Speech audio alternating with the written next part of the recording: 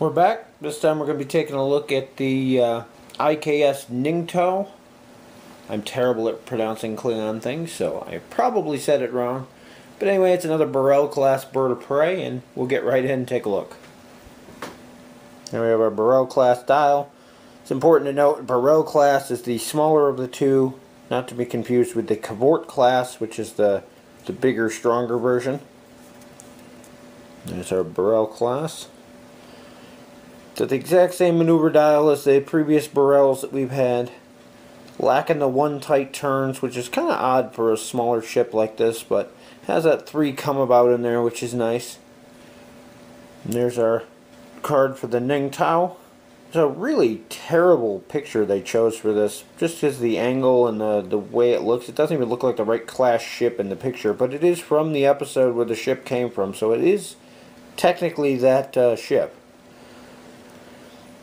4 attack, 1 agility, 3 hull, 3 shield. Got a tech upgrade, 2 weapon upgrades, and a crew upgrade for 22 points. There's evasive, target lock, cloak, and sensor echo. Really like the ability on this one. After performing a sensor echo action, you can make it come about. If you do place an auxiliary power token beside your ship, you've already taken your action for the turn to do the sensor echo anyway, so getting the free come about for the auxiliary power really is isn't much of a trade-off. And the fact that the only red maneuver on the dial is your come about maneuver anyway, you're basically getting a free come about for pulling whatever maneuver you feel like that turn.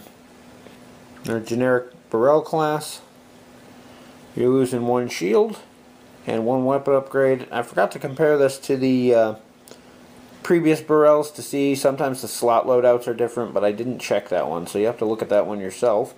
But 20 points on that. Captains galore on this ship. We actually had a whole punch-out card of nothing but captain tokens. So start off with Core. This is his younger, more virile self. He starts with a captain skill at 8, 1 elite talent for 5 points.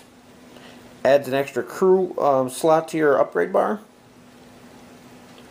And each time you attack during the modify attack dice step, you may select a number of your attack dice up to the number of non-disabled crew upgrades assigned to your ship and re-roll those dice once. Very nice. The ability to re-roll attack dice is always nice. The fact that it's based off the number of crew upgrades and he gives you an extra crew upgrade really makes him a useful one. The ship itself only has a 4 attack, but you can put him on other ships or other things to boost up the dice. I don't think you're going to have more than 4 crew on pretty much any ship anyway, but definitely a useful captain there, and you can never go wrong with an 8 captain skill. That said, I don't think he's going to see use as much as his older self, and we'll get to him in a minute when we get to the card. Next up, we have a new version of Martok. Captain skill is 7, 1 elite talent for 4 points. When attacking with your primary weapon, gain +1 attack dice and roll -2 defense dice this round. You can convert one of your hits into a critical. While extremely useful, the fact that it's in action kind of hurts it. And compared to the other Martok that we already have, don't see him getting a lot of use. It's nice to have other options out there, different points values, but just seems like an inferior choice over the original Martok that we already have. The one use I could see him having over the old Martok is that he's also an admiral. He gives you +1 to your captain skill, an elite talent slot, and his ability becomes a fleet action. At that point it becomes kind of useful, but I still think I'd rather have the regular Martok captaining one of my ships. Maybe it's just me, personal preference. Next we have Core again, this time his older, more wiser self. Your captain skills drop down to a 6, still have that 1 elite talent, and he's only 4 points this time. However, this one's ability is so much nicer. As an action, if your ship is not cloaked, all enemy ships at range 1 to 3 must attack your ship this round if possible. When defending against each of those attacks, you roll +2 defense dice. by itself, it doesn't sound all that great until you start thinking of the possibilities, and this has been talked at length on the forums, is the way it's worded. A lot of ships say if it's not in their forward fire arc or various other things. This one just says if possible. So the way it's been ruled so far anyway is that if possible means if you have a target lock on the ship and you have a secondary weapon that's capable of shooting at him, say out your rear arc and you're not in your primary, you have to fire that because it's possible for you to shoot. If you have a dorsal phaser array that's not disabled and they're outside of your forward fire arc, you have to use that because it's a possible attack. So when you look at it from that aspect, he becomes extremely powerful and useful in various ways. Definitely an interesting card. I can think of all sorts of combos for using him and forcing people to attack. Meanwhile, you got to make sure that you beef up the ship that he's on because all the attacks are coming at that, and the only thing you're getting out of it is the +2 defense. But you can effectively use the ship he's on to tie up an entire enemy fleet for a turn or two, depending on how long, if he survives. But definitely interesting possibilities with that one, and it's very thematic for the episode he was in from the show. Next up, we have another version of Captain Worf. This time he's actually a Klingon faction. Captain skill of 4 for 3 points. When defending, during the roll defense dice step, you may roll up to 2 additional defense dice. If you do, place an auxiliary power token beside your ship for each extra die you rolled. Extra defense dice for the possibility of multiple auxiliary power tokens, not the greatest in the world. Has its uses in certain situations, not so bad on the Burrell class ship where your only red maneuver is that come about. So the chances of being able to clear out those auxiliary power tokens is pretty high. But definitely I'd see taking the other Worfs over him. I think he is the first one that's Klingon faction though, so that might change your opinion of him. And last we have our generic Klingon captain. Captain skill of 1 for 0 points. For our elite talents we have Long Live the Empire. 5 points. When attacking with your primary weapon, during the roll attack dice step, you may discard to add up to 3 attack dice to your attack. If you do so, immediately after you complete the attack, your ship suffers 1 damage to your hull or shields, your choice, for each additional die you rolled or you added with this ability. Upgrade can only be purchased for a Klingon captain assigned to a Klingon ship. So it's kind of enforcing faction pure play there, but definitely a Klingon ability. Extra 3 dice at the cost of taking 3 damage to your ship. If you've got the shields or if you've got some way to repair them, can definitely see it being useful there. If you think you're going to die in the next turn anyway, it's got its uses there. You can go out as a glorious Klingon in battle. Definitely interesting. Not a huge fan of 5-point discards, but judging by the way this one works, the fact that you're maybe taking up to 3 damage anyway, you're probably not going to be around to use it a second time if you do decide to use it anyway. For crew we have Darak, 5 points. After your ship moves, you may discard Darak to perform an additional action as a free action this round. Upgrade can only be purchased for a Klingon ship. Ways to get extra actions are nice. 5 points for a discard. I've said thousands of times my feelings on that. In a life or death situation, it could make or break something, but I'm thinking those 5 points could be spent elsewhere for something more useful. For weapon upgrades, we have Strafing Attack, 6 points, 3 attack, range 1. Discard to perform the attack. After completing this attack, you may immediately target up to 2 other ships within range 1 of your ship and make additional 3 dice attack against each of those ships. The additional target ships do not need to be in your forward firing arc. Very nice little add-on there. You cannot perform this action if you performed a full astern maneuver this round. Kind of limit you in that respect, but range 1 is really the hindrance here. But if you can manage to be within range 1 of 3 ships, you can make a 3-die attack against 3 different ships. 6 points is a bit steep for a discard, but the ability to make multiple attacks is extremely nice. It's a really good upgrade, especially now with fighters being so popular in the meta right now. The ability to fire at multiple ones in a single shot is nice. I would have liked it more if it was a disable than a discard, but then it might be a little too powerful. And it's debatable. Being 6 points is kind of steep. The range 1 is a really big limitation to start with. It is nice that the additional ships don't have to be in your forward firing arc, which is convenient and it makes maneuvering a little bit easier, but getting yourself within range 1 of multiple targets is a little challenging to begin with. Definitely a good card. Really would have liked it better if it was a disable instead of a discard, but can be used definitely the way it is. Next up we have photon torpedoes. 5 points, 5 attack, range 2 to 3.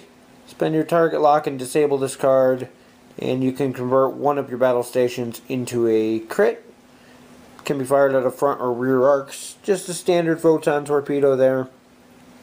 Definitely like the battle station to crit. Not a lot of the torpedoes nowadays have that. There's even photon torpedoes out there without that. They're usually a little bit cheaper points-wise, but always nice to have in there. Torpedoes still a little bit underused in the game. They're just a little bit weak for the action economy it requires to use them. You have to spend an action to get a target lock. You have to spend another action to re-enable them, and another action to get another target lock before they can be used a second time. So interesting. I'm hoping someday they're going to make something that really makes them worthwhile. The high yield photon torpedo resource works pretty good to boost them up if you're running a fleet with a lot of them, but other than that, just a basic torpedo. For our tech upgrades, we have Inburst Graviton Burst, 5 points. As an action, you can discard this card to target every ship range 1 to 3. Place an auxiliary power token beside your ship and each of the targeted ships. Costs 5 points more if purchased for a non-Klingon ship. Big catch here is it's every ship, so it also affects your friendly ones. If you got this ship in range, maybe you're getting in there close trying to use that strafing attack upgrade. This will basically give every ship around you an auxiliary power token. Sure, it gives you one too, but the rest of your fleet, if they're outside the range, doesn't have them. So it has its uses there, but I can see it being useful. Not overly so for 5 points. I think there's other things out there. The one thing is giving your opponent auxiliary power tokens. Depending on the situation, you may be able to guess at their next maneuver. They're probably going to try to pull that green to get rid of the auxiliary power token, especially if they wanted to do something. So that gives you a little bit of an advantage there. But other than that, I think there's better uses for 5 points. But I can see uses for this. As for the rest of the components that come with the expansion, we've got 3 shield tokens, a reminder token for the older version of Core, got our auxiliary and critical tokens, cloak and evasive maneuver token, disable token, target lock P2, have our additional rules card for the Admiral, have our fleet action and Admiral tokens. Mission this time is Long Live the Empire. It's based on the episode that this ship's from, with the older version of Core on board and Darok. And basically, after the raid on the Cardassian base, you're being chased, and you have to fend off the incoming Dominion. And you have your one ship here, this one, versus 100 points of Dominion. Nothing with a hull greater than 3. And the idea is that you're basically trying to hold them off for as long as possible and do as much damage as you can. Every time you damage their ship, you put a token on your card. You're immune to auxiliary power tokens, which is nice. And they give you a couple bonuses to make the Klingon ship a little stronger like that. And the idea is to get 4 mission tokens on your ship. You get those by damaging the Dominion ships or destroying them outright. And the Dominion player wins if they destroy you before you get those 4 tokens. So, interesting, very thematic for the episode that the expansion pack's from. The ship itself, once again, is the standard Bird-of-Prey. They use the same model for the Borels and the Cavorts. Not sure why they have alternate models. We've seen it in Chang's Bird-of-Prey was a different sculpt altogether. So, anyway, not much else to be said about them. A wash definitely will bring things out. There's lots of detailing on these panels on the wings that can be painted to really make them shine. And I've seen a lot of people actually take the wings themselves and actually cut these and remount them at different angles because they do fold up and down, just to make some variety in their ships. There we have our base for the names. See a 90-degree front and a 90-degree rear arc. Always nice to have that rear arc. And our generic Borel class with the same. Another good overall expansion pack, especially if you're a Klingon player. Lots of cool stuff in here. I keep saying it, and I'm not sure if it's true. I'm pretty sure that this is the first time we've gotten a Klingon faction warf. I'm pretty sure the other ones were Federation, if not dual faction. I think there was one that didn't have a penalty for being in a Klingon ship, but can tell I don't play Klingons anymore. In the least, there's some interesting options in here. That older version of Core is definitely going to be a big card that you're going to be seeing a lot of use in. Strafing attack is great against fighters or smaller swarms. If you're running into people trying things like a Bajoran swarm, or I've seen people trying out Tholian ships lately. Interesting idea for that. Just got to get in that range 1. The named ship's ability to do the free come about when you're pulling the sensor echo makes this ship extremely maneuverable. You can already do the 3 tight turn, the 2 tight turns as a white maneuver, then pull your sensor echo, which lets you move that sideways up to 2, then do the come about maneuver as a free action.